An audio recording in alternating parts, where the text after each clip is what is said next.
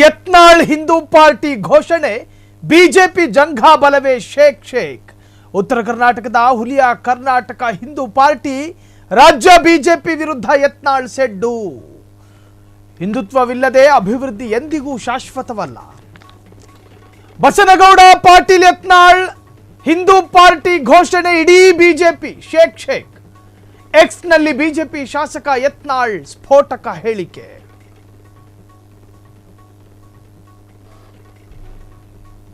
ಬಸನಗೌಡ ಪಾಟೀಲ್ ಯತ್ನಾಳ್ ಹೊಸ ಪಾರ್ಟಿ ಘೋಷಣೆ, ಹಲವು ನಾಗರಿಕತೆಗಳು ಸ್ವಾಭಿಮಾನ ಬಿಟ್ಟ ಕಾರಣಕ್ಕೆ ನಾಶ. ಹಿಂದುತ್ವ ಹಾಗೂ ಅಭಿವೃದ್ಧಿ ಒಂದೇ ನಾಣ್ಯದ ಎರಡು ಮುಖಗಳು ಇದ್ದ ಹಾಗೆ, ಹಿಂದುತ್ವ ಹಾಗೂ ಅಭಿವೃದ್ಧಿಯೇ ನಮ್ಮ ಮಂತ್ರ. ಪಕ್ಷದ ಅಜೆಂಡಾ ಎಕ್ಸ್ ನಲ್ಲಿ ಮಾಹಿತಿ ಹಂಚಿಕೊಂಡ ಯತ್ನಾಳ್. ಹಿಂದುತ್ವವಿಲ್ಲದೆ ಅಭಿವೃದ್ಧಿ ಎಂದಿಗೂ ಶಾಶ್ವತವಲ್ಲ. ಒಂದು ಪಕ್ಷಕ್ಕೆ ಒಂದು ಧರ್ಮ ಸೀಮಿತವಾದ್ರೆ ಏನಾದೀತು? ಪಕ್ಷಕ್ಕೆ ಹಿಂದುತ್ವವೇ ಆತ್ಮ. ಇದು ಬಸನಗೌಡ ಪಾಟೀಲ್ ಯತ್ನಾಳ್. ಒಂದು ವೇಳೆ ಕರ್ನಾಟಕ ಹಿಂದೂ ಪಾರ್ಟಿ ಕಟ್ಟಿದ್ದೇ ಆದಲ್ಲಿ ಅದರ ನಿರ್ಮಾತೃ ಇವರೇ ಆಗ್ತಾರೆ. ಇವರೇ ಹೇಳುವಂತೆ ನನ್ನ ಪಕ್ಷದ ಆತ್ಮ ಹಿಂದುತ್ವ, ಹಿಂದುತ್ವವೇ ನನ್ನ ಪಕ್ಷದ ಆತ್ಮ, ಹಿಂದುತ್ವವಿಲ್ಲದೆ ಅಭಿವೃದ್ಧಿ ಸಾಧ್ಯವಿಲ್ಲ. ಡೆವಲಪ್ಮೆಂಟಿಗೂ ಹಿಂದೂಯಿಸಮಿಗೂ ಏನು ಸಂಬಂಧ ಅಂತೇಳಿ ಒಂದಷ್ಟು ರಾಜಕೀಯ ವಿಶ್ಲೇಷಕರು ಮಾತನಾಡ್ತಿದ್ದಾರೆ. ಹೊಸ ಹಿಂದೂ ಪಕ್ಷ ಅದಕ್ಕೀಗ ಮುನ್ನುಡಿ ಹಾಕಲಾಗಿದೆ. ಯತ್ನಾಳ್ ಹೊಸ ಪಕ್ಷ ಕಟ್ಟಿದ್ರೆ ಏನಾಗಬಹುದು? ರಾಜಕೀಯ ಪರಿಣಾಮಗಳು ಏನೇನು? ನಿಜಕ್ಕೂ ಕೂಡ ರಾಜಕೀಯ ವಲಯದಲ್ಲಿ ಬಹಳಷ್ಟು ಚರ್ಚೆಗೆ ಕಾರಣವಾಗಿದೆ. ನಿಮ್ಮ ಫ್ರೀಡಮ್ ಟಿವಿಯಲ್ಲಿ ಎಕ್ಸ್ಕ್ಲೂಸಿವ್ ಆದಂತಹ ಸ್ಟೋರಿ.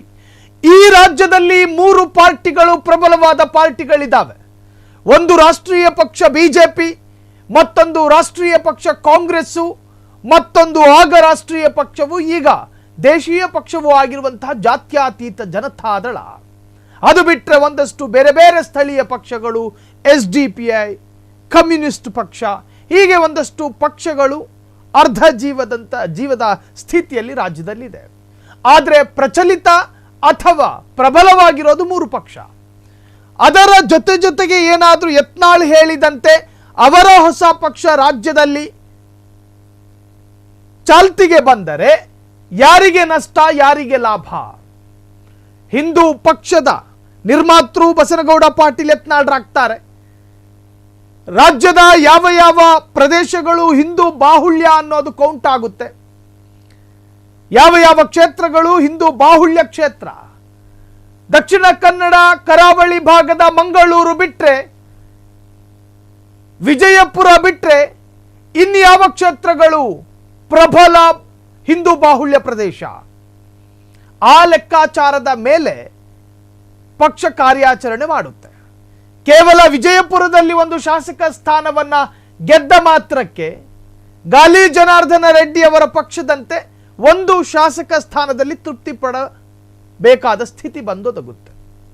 ಬಸನಗೌಡ ಪಾಟೀಲ್ ಯತ್ನಾಳರದ್ದು ಯಾವ ಉದ್ದೇಶ ಅನ್ನೋದು ಇಲ್ಲೊಂದು ಸ್ಪಷ್ಟ ಆಗಬೇಕು.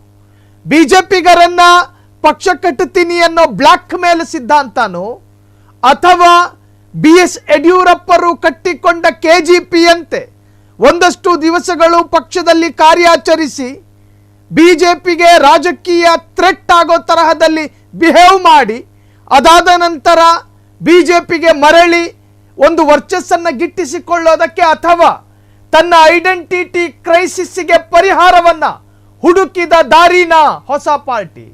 ರಾಜಕೀಯ ವಿಶ್ಲೇಷಕರು ಎಲ್ಲ ಅಭಿಪ್ರಾಯಗಳಲ್ಲೂ ಕೂಡ ಚರ್ಚೆ ಮಾಡ್ತಾ ಇದ್ದಾರೆ. ಒಂದು ರಾಜಕೀಯ ಪಾರ್ಟಿ ಒಂದು ರಾಜ್ಯದಲ್ಲಿ ಚುನಾವಣಾ ಆಯೋಗದಲ್ಲಿ ರಿಜಿಸ್ಟರ್ ಆದ ನಂತರ ಆ ರಾಜಕೀಯ ಪಾರ್ಟಿಗಳು, ಆ ಪಾರ್ಟಿಯ ಶಕ್ತಿ ಏನಾದರೂ ಪ್ರಬಲವಾಗಿದ್ರೆ ಆ ರಾಜ್ಯದ ಬೇರೆ ಬೇರೆ ಪಾರ್ಟಿಗಳಿಗೂ ಕೂಡ ಅದು ಕಂಟಕಾನೇ, ಅದರಲ್ಲಿ ಸಂದೇಹ ಬೇಡ. ತಮಿಳುನಾಡಿನಲ್ಲಿ ADMKಗೆ ವಿಜಯ್ ಪಾರ್ಟಿ ಹೆಂಗೆ ಕಂಟಕಾನೋ ಹಂಗೇನೆ ಯತ್ನಾಳ್ ಹಿಂದೂ ಪಾರ್ಟಿ ಬಿಜೆಪಿ ಅಲ್ಲೋಲ ಕಲ್ಲೋಲ. ಊಖಾ ಹುಲಿಯ ಕರ್ನಾಟಕ ಹಿಂದೂ ಪಾರ್ಟಿ. ರಾಜ್ಯ ಬಿಜೆಪಿ ವಿರುದ್ಧ ಯತ್ನಾಳ್ ಸೆಡ್ಡು. ನೀವಾ ನಾನಾ ಹೊಸ ಹಿಂದೂ ಪಕ್ಷಕ್ಕೆ ಯತ್ನಾಳ್ ಮುನ್ನುಡಿ ಬರೆದಿದ್ದಾರೆ. ಮುನ್ನುಡಿ ಬರೆದದ್ದಾಯ್ತು. ಯತ್ನಾಳ್ ಹೊಸ ಪಕ್ಷ ಕಟ್ಟಿದ್ರೆ ಏನಾಗುತ್ತೆ? ಅದ್ರ ಬಗ್ಗೆ ಒಂದು ಸ್ವಲ್ಪ ಚರ್ಚೆ ಮಾಡೋಣ. ರಾಜಕೀಯ ಪರಿಣಾಮಗಳು ಏನೇನು ಗೊತ್ತಾ? ನಿಮ್ಮ ಫ್ರೀಡಂ ಟಿವಿಯಲ್ಲಿ ಮೆಗಾ ಎಕ್ಸ್ಕ್ಲೂಸಿವ್ ಆದಂತಹ ಸುದ್ದಿ. ಯತ್ನಾಳ್ ಹಿಂದೂ ಪಾರ್ಟಿ ಬಿಜೆಪಿ ಅಲ್ಲೋಲ ಕಲ್ಲೋಲ.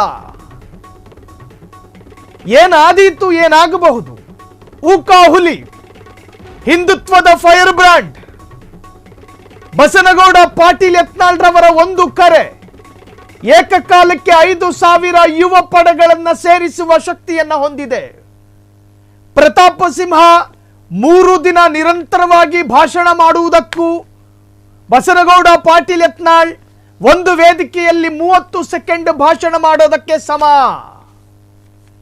ಪ್ರತಾಪ ಸಿಂಹ ಊರುದ್ದ ಹೇಳಿಕೆ ಕೊಡುವುದಕ್ಕೂ ಬಸನಗೌಡ ಪಾಟೀಲ್ ಮುರೆ ಅಕ್ಷರದಲ್ಲಿ ಹೇಳಿಕೆ ಕೊಡೋದಕ್ಕೆ ಸಮ. ಅದರ ಅರ್ಥ ವ್ಯಕ್ತಿತ್ವದ ನಾಲಿಗೆಯ ಮೇಲೆ ಡಿಪೆಂಡ್ ಆಗುತ್ತೆ. ಒಂದು ಉದಾಹರಣೆ ಹೇಳ್ತೀನಿ.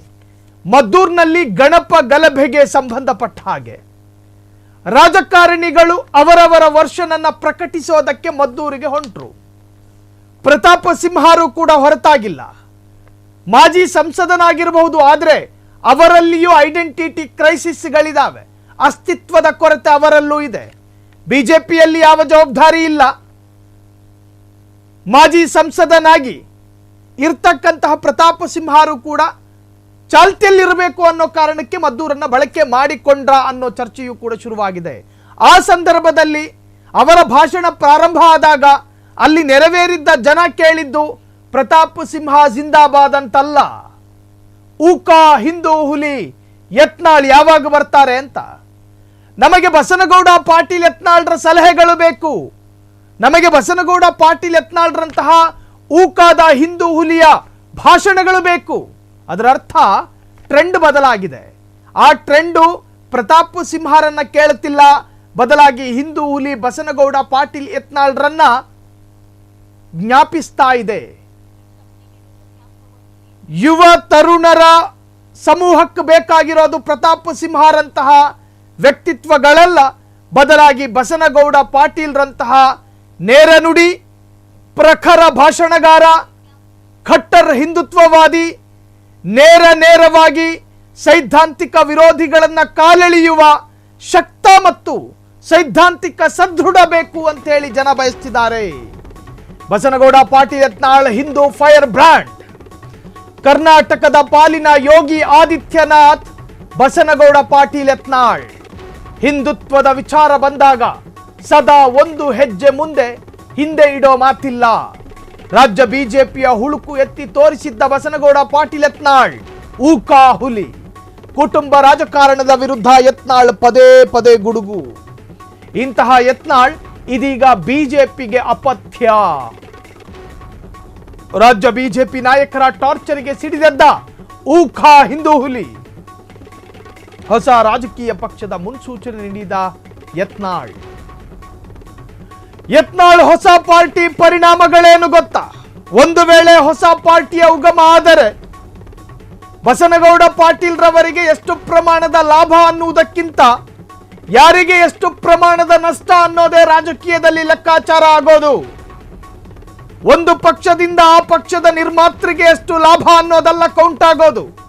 ಆ ಪಕ್ಷದಿಂದ ಆ ರಾಜ್ಯದ ಪ್ರಬಲ ಪಕ್ಷಕ್ಕಾಗುವಂತಹ ನಷ್ಟ ಮತ್ತು ಅತಿ ಪ್ರಮಾಣದ ನಾಶ, ಅದು ಚರ್ಚೆ. ಬಸನಗೌಡ ಪಾಟೀಲ್ ಯತ್ನಾಳ್ ರವರಿಗೆ ಜೋಸೆಫೋ, ಗಿಲ್ಬರ್ಟೋ, ಆಂಟೋನಿನೋ ಮತ ಹಾಕೋದಿಲ್ಲ ಅನ್ನೋದು ಖಾತ್ರಿ. ಮೊಹಮ್ಮದು ಹಾಕೋದಿಲ್ಲ, ಫಾರೂಕು ಹಾಕೋದಿಲ್ಲ ಅನ್ನೋದು 100% ಕನ್ಫರ್ಮ್. ಆದರೆ ಬಸನಗೌಡ ಪಾಟೀಲ್ ಯತ್ನಾಳ್ ರವರ ಅಭ್ಯರ್ಥಿಗಳಿಗೆ ಬರಬಹುದಾದ ಸಂಭಾವ್ಯ ಮತಗಳು ಯಾವುದು? ಒಂದೋ ಕೇಸರಿ ಬಂಗಲೆಯದ್ದು, ಅರ್ಥಾತ್ ಬಿಜೆಪಿಯ ಬಂಗಲೆಯ ಮತಗಳು ಮಾತ್ರ ಬರಬೇಕು. ಹಿಂದುತ್ವದ ಪರ ಒಲವಿರುವ, ಹಿಂದುತ್ವದ ಪರ ಝೇಂಕಾರ ಮೊಳಗಿಸುವ, ಹಿಂದುತ್ವದ ಬಗ್ಗೆ ಮಾತನಾಡುವ ಒಂದು ಸಮೂಹದ ಮತಗಳು ಬಸನಗೌಡ ಪಾಟೀಲ್ ಯತ್ನಾಳ್ ರವರಿಗೆ ಮ್ಯಾಚ್ ಆಗುತ್ತದೆ. ಸೊ ಬರಬೇಕಾಗಿರೋದು ಅದೇ ಮತಗಳು. ವಿಭಜನೆ ಆಗುತ್ತೆ, ಅಲ್ಲಿ ಮತ ವಿಭಜನೆ ಆಗುತ್ತೆ, ಓಟ್ ವಿಂಗಡಣೆಗಳಾಗ್ತವೆ. ಅಲ್ಲಿ ಕಂಟಕ ಆಗೋದು ಯಾರಿಗೆ? ಬಿಜೆಪಿಗೆ. ಲಾಭ ಆಗೋದು ಕಾಂಗ್ರೆಸ್ಸಿಗೆ.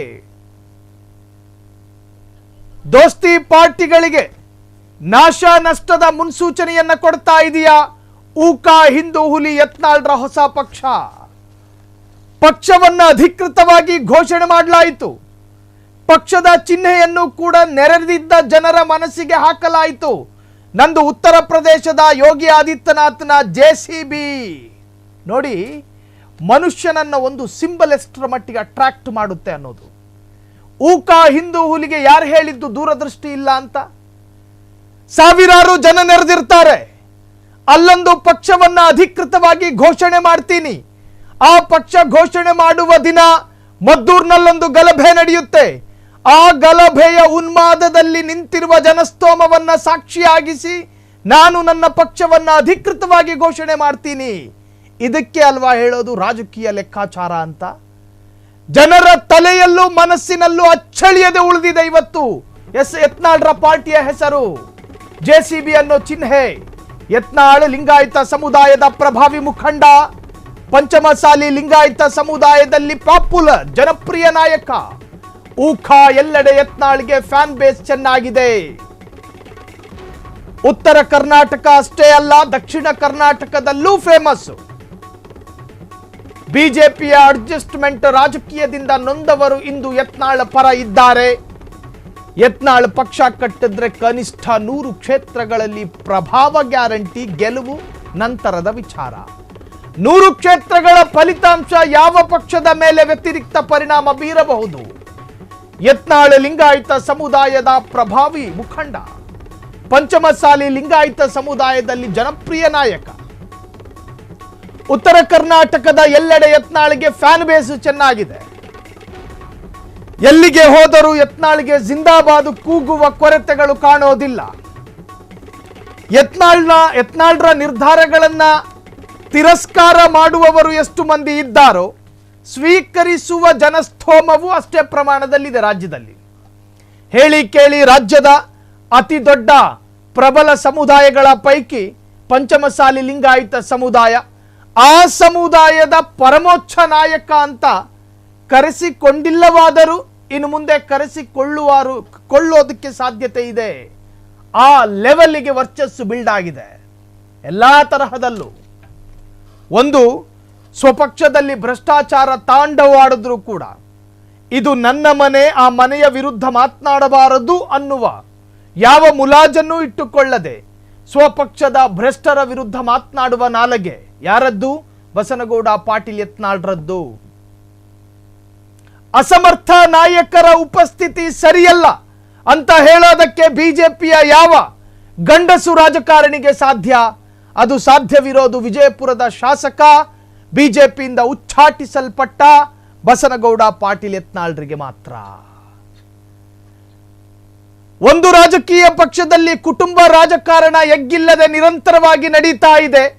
ಹೈಕಮಾಂಡ್ ನಾಯಕರೇ, ನೀವು ಮಧ್ಯಪ್ರವೇಶ ಮಾಡಿ ಫ್ಯಾಮಿಲಿ ಪಾಲಿಟಿಕ್ಸ್ ಅನ್ನ ಬಂದ್ ಮಾಡಬೇಕು ಅಂತ ಹೇಳೋದಕ್ಕೆ ಯಾರಿಗಾದ್ರೂ ಧಮ್ಮು ತಾಕತ್ತು ಇದೆ ಅನ್ನುವುದಾದರೆ ಅದು ಊಕ ಹಿಂದೂ ಹುಲಿ ಯತ್ನಾಳ್ಗೆ ಅಲ್ಲದೆ ಮತ್ತಿನ್ಯಾರಿಗೆ? ಯತ್ನಾಳ್ ಹೊಸ ಪಾರ್ಟಿ ಯಾರೆಲ್ಲ ಸೇರಬಹುದು ಎನ್ನುವಂತಹದ್ದೇ ಅತ್ಯಂತ ಕೌತುಕ. ನಿಮಗೆ ಗೊತ್ತಿರಬಹುದು, ಯತ್ನಾಳ್ರ ಎಡಕ್ಕೂ ಬಲಕ್ಕೂ ನಿಂತ್ಕೊಂಡಿದ್ದವರು ಯಾರು? ಸಿದ್ದೇಶ್ವರ್, ರಮೇಶ್ ಜಾರಕಿಹೊಳಿ, ಕುಮಾರ್ ಬಂಗಾರಪ್ಪ, ಪ್ರತಾಪ್ ಸಿಂಹ ಅಲ್ಪ ಸ್ವಲ್ಪ ವಿರಾಮದ ಬಳಿಕ ಬಂದು ಕನೆಕ್ಟ್ ಆಗ್ತಾ ಇದ್ರು, ನೋಡ್ತಿದ್ದ ಹಾಗೆ ಡಿಸ್ಕನೆಕ್ಟು ಆಗ್ತಾ ಇದ್ರು. ಸೊ ಹಾಗಾದ್ರೆ ರಮೇಶ್ ಜಾರಕಿಹೊಳಿ, ಸಿದ್ದೇಶ್ವರ್, ಕುಮಾರ್ ಬಂಗಾರಪ್ಪ, ಹೀಗೆ ಯತ್ನಾಳ್ ಹೊಸ ಪಾರ್ಟಿ ಯಾರೆಲ್ಲ ಸೇರಬಹುದು ಅನ್ನೋದೇ ಕೌತುಕ. ರೆಬೆಲ್ ಲೀಡರ್ ಮಾಜಿ ಮಂತ್ರಿ ರಮೇಶ್ ಜಾರಕಿಹೊಳಿ, ಭಿನ್ನಮತೀಯರ ಬಣದ ಪ್ರಮುಖ ಕುಮಾರ್ ಬಂಗಾರಪ್ಪ, ಬಿಜೆಪಿಯಲ್ಲಿ ಸೈಡ್ ಲೈನ್ ಆಗಿರುವ ಮಾಜಿ ಸಂಸದ ಪ್ರತಾಪ್ ಸಿಂಹ, ರೆಬೆಲ್ ಗುಂಪಿನ ಮಾಜಿ ಸಂಸದ GM ಸಿದ್ದೇಶ್ವರ್, ಹರಿಹರ ಶಾಸಕ BP ಹರೀಶ್, ಬೆಂಗಳೂರು ಭಾಗದ ಪ್ರಭಾವಿ ನಾಯಕ ಅರವಿಂದ್ ಲಿಂಬಾವಳಿ. ಈ ಪಟ್ಟಿ ಇನ್ನಷ್ಟು ಬೆಳೆಯಬಹುದು, ಆದರೆ ಕ್ಷೀಣಿಸಲಾಗದು. ಯತ್ನಾಳ್ ಪಾರ್ಟಿಗೆ ಹಿಂದೂ ಯುವ ಸೇನಾನಿಗಳು ಸೇರ್ಪಡೆ ಸಾಧ್ಯತೆ. ಯತ್ನಾಳ್ ಹೊಸ ಪಾರ್ಟಿ ಆ ಪಾರ್ಟಿಗೆ ಸೇರಬಹುದಾದ ಒಂದಷ್ಟು ಬಿಜೆಪಿಯ ನಾಯಕರುಗಳ ಹೆಸರುಗಳನ್ನು ಈಗಾಗಲೇ ನಾವು ಸ್ವಲ್ಪ ರಿವೀಲ್ ಮಾಡಿದ್ವಿ.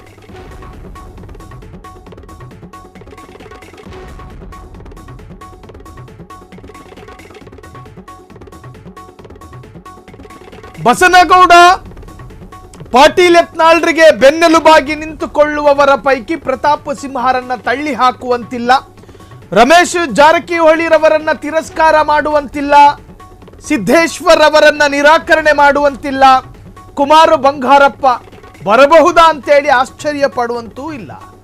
ಬಂದಿಯಾರು ಬಂದೇ ಬರಬಹುದು. ಕಾರಣ ಬಿಜೆಪಿಯಲ್ಲಿ ಸ್ವಲ್ಪ ಸೈಡ್ ಲೈನ್ ಆಗಿರ್ತಕ್ಕಂತಹ ಕ್ಯಾರೆಕ್ಟರ್ಗಳವೆಲ್ಲ. ಅರವಿಂದ್ ಲಿಂಬಾವಳಿಯೂ ಕೂಡ ಬರಬಾರದು ಅಂತೇನಿಲ್ಲ. ಬಸನಗೌಡ ಪಾಟೀಲ್ ಯತ್ನಾಳ್ರವರಿಗೆ ಸೈದ್ಧಾಂತಿಕವಾಗಿ ಅವರ ಪ್ರಖರತೆಗೆ ಅತ್ಯಂತ ಸನಿಹ ಇರುವಂಥ ವ್ಯಕ್ತಿತ್ವಗಳವೆಲ್ಲ. ರಮೇಶ್ ಜಾರಕಿಹೊಳಿ ಅವರೂ ಕೂಡ ಬಸನಗೌಡ ಪಾಟೀಲ್ ಯತ್ನಾಳ್ರ ಪರ ಒಲವೇ ಇಟ್ಕೊಂಡಿರ್ತಕ್ಕಂತಹ ಮಾಜಿ ಸಚಿವರು. ಸೊ ಯತ್ನಾಳ್ ಪಾರ್ಟಿಗೆ ಹಿಂದೂ ಯುವ ಸೇನಾನಿಗಳು ಸೇರ್ಪಡೆಯಾಗಬಹುದು. ರಾಜ್ಯದಲ್ಲಿ ಒಂದು ಕ್ರಾಂತಿಯಂತೂ ಸೃಷ್ಟಿಯಾಗುತ್ತೆ ಹೊಸ ಪಾರ್ಟಿಯ ಮುಖೇನ. BS ಯಡಿಯೂರಪ್ಪ ಬಿಜೆಪಿಯಿಂದ ಹೊರಬಂದು ಪ್ರತ್ಯೇಕ ರಾಜಕೀಯ ಪಕ್ಷವನ್ನು ಕಟ್ಟುತ್ತಾರೆ. ಏಕಾಂಗಿಯಾಗಿ ಹೊರಬಂದಿದ್ದು ಮಾತ್ರವಲ್ಲ, ಶೋಭಾ ಕರಂದ್ಲಾಜೆ ಎನ್ನುವಂತಹ ಆಗಿನ ಬಿಜೆಪಿಯ ಮಹಿಳಾ ವಿಭಾಗದಲ್ಲಿ ಅತ್ಯಂತ ಪ್ರಮುಖ ನಾಯಕಿಯಾಗಿದ್ದ ಶೋಭಾ ಕರಂದ್ಲಾಜೆ ಅವರನ್ನು ಕರ್ಕೊಂಡು ಹೊರಗೆ ಬರ್ತಾರೆ. ಬಿಜೆಪಿ ಬಂಗಲೆಯಿಂದ ಹೊರಬಂದು ಮಾಡಿದ್ದೇನು, KGP ಪಕ್ಷವನ್ನ ಘೋಷಣೆ ಮಾಡಿದ್ರು. ಆ ಘೋಷಣೆಗೂ ಸೊಪ್ಪು ಹಾಕದ ಬಿಜೆಪಿಗರನ್ನ BS ಯಡಿಯೂರಪ್ಪ ಹಾಗೆ ಗಮನಿಸ್ತಾ ಅದನ್ನ ಎಲೆಕ್ಷನ್ ಕಮಿಷನ್ ಅಲ್ಲಿ ರಿಜಿಸ್ಟರ್ ಮಾಡಿಕೊಂಡು ಒಂದು ಪಾರ್ಟಿ ಅಂತ ಮಾಡಿ, ಅದಾದ ನಂತರ ಎಲ್ಲ ಪ್ರಾಸೆಸ್ಗಳನ್ನು ಮುಗಿಸಿ ಇನ್ನೇನು ಕಂಟೆಸ್ಟ್ ಮಾಡಬೇಕು ಅನ್ನುವಷ್ಟರಲ್ಲಿ ಬಿಜೆಪಿಗೆ ಆ ಒಳೇಟು ಅರ್ಥ ಆಯಿತು. ಒಂದು ವೇಳೆ ರಾಜ್ಯ ಬಿಜೆಪಿಯ ಒಂದು ಮುಖಂಡನಾಗಿದ್ದಂತೆ ಯಡಿಯೂರಪ್ಪನವರು KGP ಪಕ್ಷದ ಮುಖಾಂತರವಾಗಿ ಏನಾದರೂ ರಾಜ್ಯದಲ್ಲಿ ಶಕ್ತಿವಂತನಾದರೆ ಬಿಜೆಪಿಗೆ ನಷ್ಟ. ಸೊ ಹಾಗಾಗಿ ಈಗ ನಾನು ವಿಷಯಕ್ಕೆ ಬರ್ತೀನಿ. ಯತ್ನಾಳ್ ಹೊಸ ಪಕ್ಷ, ಬಿಜೆಪಿ ಅಲ್ಲೋಲ ಕಲ್ಲೋಲ. ಯತ್ನಾಳ್ ಪಕ್ಷ ಕಟ್ಟಿದ್ರೆ ಬಿಜೆಪಿಯ ಮತ ಬ್ಯಾಂಕ್ ಛಿದ್ರ ಆಗುತ್ತೆ, ಅದರಲ್ಲಿ ನಿಸ್ಸಂದೇಹ. ಯತ್ನಾಳ್ ಹೊಸ ಪಾರ್ಟಿಯನ್ನ ಕಟ್ಟಿದ್ರೆ ಬಿಜೆಪಿಯ ಮತ ಬ್ಯಾಂಕ್ ಛಿದ್ರ ಆಗುತ್ತೆ. ಯತ್ನಾಳ್ ಪಕ್ಷ ಕಟ್ಟಿದ್ರೆ ಆಗಬಹುದಾದ ನಾಶ ನಷ್ಟ. ಮತ್ತೊಮ್ಮೆ KGP ಮಾದರಿಯಲ್ಲಿ ಹೊಡೆತದ ಭಯ. ಹಿಂದೊಮ್ಮೆ BSY KJP ಕಟ್ಟಿದ್ದರಿಂದ ಬಿಜೆಪಿಗೆ ಡ್ಯಾಮೇಜ್ ಆಗಿತ್ತು. ರಾಮುಲು BRS ಪಕ್ಷದಿಂದಲೂ ಬಿಜೆಪಿಗೆ ಬಹಳಷ್ಟು ಡ್ಯಾಮೇಜ್ ಆಗಿತ್ತು. ಅವರು ಗೆಲ್ಲಲಿಲ್ಲ, ಬಿಜೆಪಿಯು ಗೆಲ್ಲಲಿಲ್ಲ. ಲಾಭ ಆಗಿದ್ದು ಕಾಂಗ್ರೆಸ್ಸಿಗೆ. ಫುಲ್ ಮೆಜಾರಿಟಿ ಸರ್ಕಾರ ರಚಿಸಲು ಬಿಜೆಪಿಗೆ ಸಾಧ್ಯವೇ ಆಗಲಿಲ್ಲ. ಅಂತಹದ್ರಲ್ಲಿ ಯತ್ನಾಳ್ KHP ಸ್ಥಾಪನೆ ಮಾಡಿದ್ರೆ ಬಿಜೆಪಿಗೆ ಡ್ಯಾಮೇಜ್ ಅಲ್ಲದೆ ಇಮೇಜ್ ಬಿಲ್ಡ್ ಆಗೋದಿಲ್ಲ. ಹೀಗಾಗಿ ಡ್ಯಾಮೇಜ್ ಕಂಟ್ರೋಲ್ಗೆ ಮುಂದಾಗುತ್ತಾ ಹೈಕಮಾಂಡ್. ಯತ್ನಾಳ್ ಜೊತೆ ಮಾತಾಡಿ ಹೊಸ ಪಕ್ಷ ರಚನೆಯನ್ನ ತಡೆಯುತ್ತಾ ಹೊಸ ಪಕ್ಷ ರಚನೆಯಿಂದ ನಮಗೇನು ಆಗಬೇಕಾಗಿರೋದೇನು ಇಲ್ಲ ಅಂತ ಹೇಳಿ ಬಿಜೆಪಿಗರಿಗೆ ಹೇಳೋದಕ್ಕೆ ಸಾಧ್ಯ ಇಲ್ಲ. ಕಟ್ಟುತ್ತಿರುವವರು ಸಿದ್ದೇಶ್ವರ್ ಅಲ್ಲ, ರಮೇಶ್ ಜಾರಕಿಹೊಳಿ ಅಲ್ಲ, ಪ್ರತಾಪ್ ಸಿಂಹ ಅಲ್ಲ, BP ಹರೀಶು ಅಲ್ಲ. ಅವರೇನಾದ್ರೂ ಕಟ್ತಾ ಇದ್ದಿದ್ರೆ ಬಿಜೆಪಿಗೆ ಅಷ್ಟು ಭಯ ಆಗ್ತಾ ಇರಲಿಲ್ಲ, ಸೊಪ್ಪು ಹಾಕೋದಕ್ಕೂ ಕೂಡ ಹೋಗ್ತಿರ್ಲಿಲ್ಲ. ಆದರೆ ಹೇಳಿದ್ದಕ್ಕಿಂತಲೂ ಅತಿಯಾಗಿ ಆಡುವ, ಅರ್ಥ ಮಾಡ್ಕೋಬೇಕು ನೀವು. ಕೆಲ ರಾಜಕಾರಣಿಗಳು ಹೇಳಿದ್ದನ್ನ ಮಾಡ್ತಾರೆ, ಆದರೆ ಹೇಳಿದ್ದಕ್ಕಿಂತಲೂ ಅತಿಯಾಗಿ ಮಾಡುವ ಒಬ್ಬನೇ ಒಬ್ಬ ರಾಜಕಾರಣಿ ಇದ್ರೆ ಅದು ಊಖ ಹಿಂದೂ ಹುಲಿ. ಸೀಮೆ ಮೀರಿ ಮಾತನಾಡ್ತಾರೆ, ಸೀಮೆ ಮೀರಿ ಕೆಲಸ ಮಾಡ್ತಾರೆ.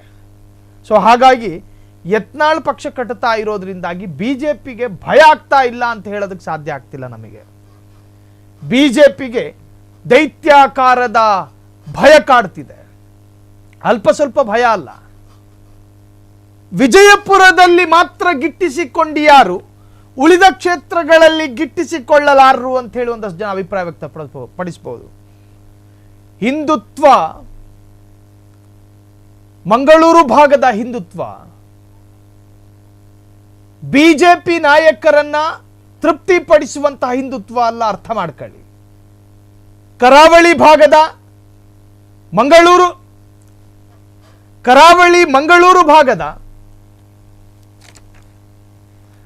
ಹಿಂದುತ್ವ ಇದೆಯಲ್ಲ, ಆ ಹಿಂದುತ್ವ ಬಿಜೆಪಿ ನಾಯಕರನ್ನ ತೃಪ್ತಿಪಡಿಸುವಂತಹ ಹಿಂದುತ್ವ ಅಲ್ಲ.